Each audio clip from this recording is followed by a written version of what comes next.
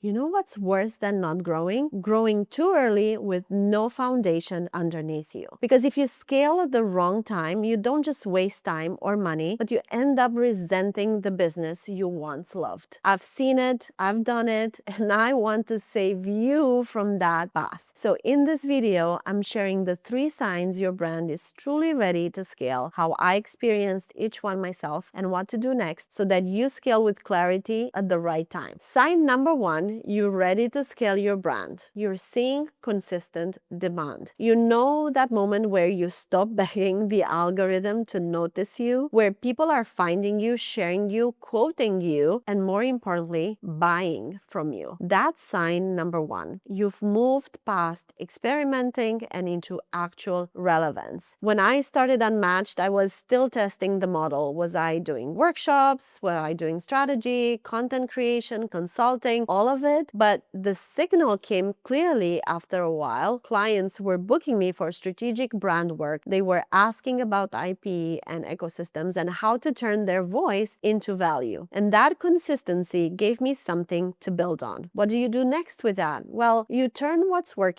into a system. If you're onboarding new clients the same way each time, document it. If you're using the same brand framework, give it a name. If people keep asking the same questions, turn them into a resource. This is how you start building repeatable value, which is what scaling is built on. Sign number 2, you're ready to scale your brand. You're no longer the only doer. This is the hardest one for high achievers. We've been taught that being hands-on is noble. But if you're touching every single thing in your brand, you've built a bottleneck, not a business. I had this moment about 8 months into Unmatched, and I was running client projects, writing newsletters, editing reels, managing my calendar, writing invoices, and I almost crashed. And I realized that I'm the founder, not the executor. So I decided to let go. I hired a video editor, a part-time social media manager, and a VA to manage backend workflows and inbox triage. And guess what? Not only did the brand survive, it actually helped me to grow faster because I was finally free to focus on what I'm best at: strategy, storytelling, and building relationships. So what do you do next? Well, you start small. Delegate what drains you as fast as you can so you can be at your best, doing your magic, which is what really sells and scales your brand. Never ever delegate what defines you. This is really important, so hear me out on this one. If you're amazing at storytelling, don't outsource your voice. But if writing email subject lines is killing your momentum, well, let it go, delegate it. Listen, the most important lesson I've learned is that scaling requires space. And space is created when you stop being the only one holding everything up in the air. Sign number 3, you're ready to scale your brand. You're turning down growth opportunities. Oh, this one is subtle but powerful and a little hurtful at the same time. Because if you're saying no to collabs, client requests,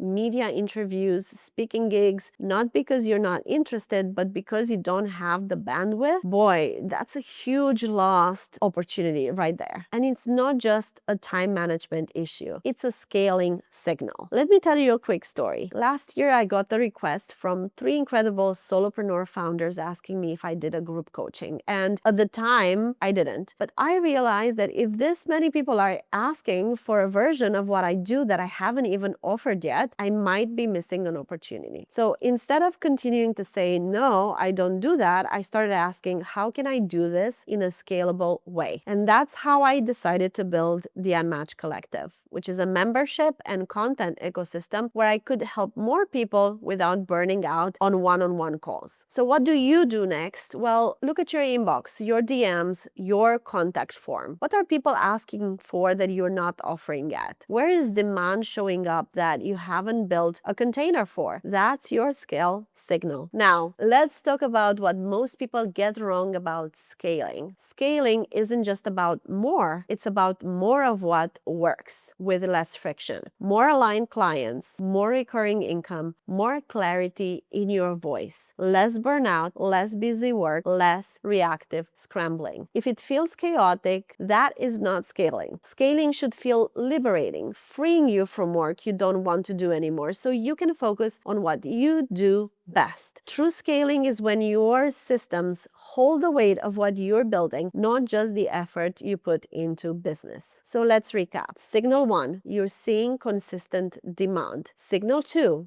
you're no longer the only doer. And signal 3, you're turning down aligned opportunities because you've hit capacity. If any of those hit home, it's time. You don't need to burn out to grow. You need to build better structure around what already works. If this helped you clarify where you are in your journey, subscribe to this channel. Follow me on Instagram or connect with me on LinkedIn. I share everything I'm learning and building in real time. Because someone once told me that you don't scale by working harder, you scale by getting sharper. See you soon.